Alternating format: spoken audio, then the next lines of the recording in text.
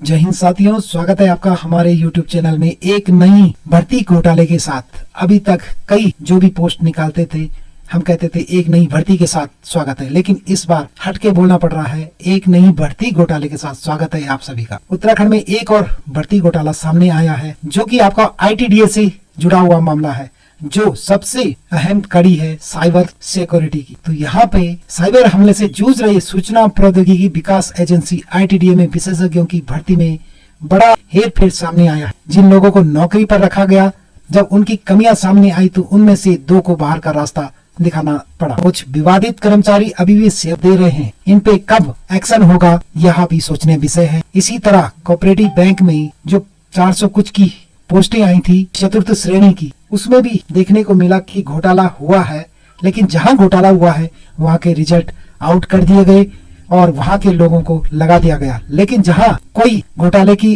कोई कार्रवाई नहीं थी, कोई शिकायत नहीं थी, वहां का रिजल्ट ही उन्होंने कैंसिल कर दिया। तो ये सरकार का 2 रुपया पहलू समझ में नहीं आता है। उत्तराखंड साइबर हमले से जूझ रही ITDA में नियुक्तियों का भी हेर फेर। ITDA में DGM के पद की जिम्मेदारी संभाल रहे राम उनियाल मूल रूप से ITI के शिक्षक हैं। जब उन्हें भर्ती किया गया तो उन्होंने अपने रिज्यूम में क्वालिफिकेशन BE इंफॉर्मेटिक्स बताई। पद के लिए BTech और IT या इलेक्ट्रॉनिक्स की जरूरत थी। जब उनका चयन हुआ तो कागजों में हेर फेर करके उनके नाम के सामने योग्यता MTech कंप्यूटर साइंस कर दी गई, जबकि कार्यकारी अधिकारी नवनीत सोना की नियुक्ति भी सवालों के घेरे में है। इस पद के लिए BE या BTech के साथ 5 साल का डाटा सेंटर का अनुभव मांगा गया था, जो उनके पास नहीं है। सोना की नियुक्ति को लेकर तरह तरह के सवाल उठ रहे हैं, लेकिन कोई कार्रवाई नहीं की गई। ITDA में ही मीनू पाठक नाम की महिला का चयन किया गया था, जिन्होंने 2006 में इग्नू से BCA किया और इसी साल दिसंबर में उन्होंने institute of advance in education university के नाम से लगाया था। जैसे ही विवाद बढ़ा तो विवाद के बाद उन्हें इस्तीफा देना पड़ा। चयन हो गया, लेकिन जब सवाल उठे तो उन्हें बाहर का रास्ता दिखा दिया गया। इसी प्रकार प्रदीप कोठियाल का चयन भी किया गया।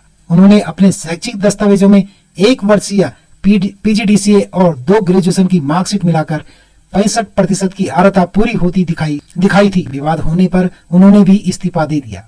मामले में ITDA के निदेशक नीतिका खंडेलवाल ने बताया, राम उनियाल प्रतिनियुक्ति पर, जबकि नवनीत सोनक कार्यकारी अधिकारी के रूप में कार्यरत हैं। मीनू पाठक व प्रदीप कोठियाल यहाँ कार्यरत नहीं हैं। संजीवन सुंटा आउटसोर्सिंग के माध्यम से यहाँ सेवारत है, जिसे MDDA ने निलंबित किया, वहाँ ITDA में तैनात। MDDA से सिस्टम एडमिनिस्ट्रेटर के पद पर कार्यरत संजीवन सुंठा को सॉफ्टवेयर कंपनी की शिकायत पर 2020 में VC रणबीर चौहान ने निलंबित कर दिया था।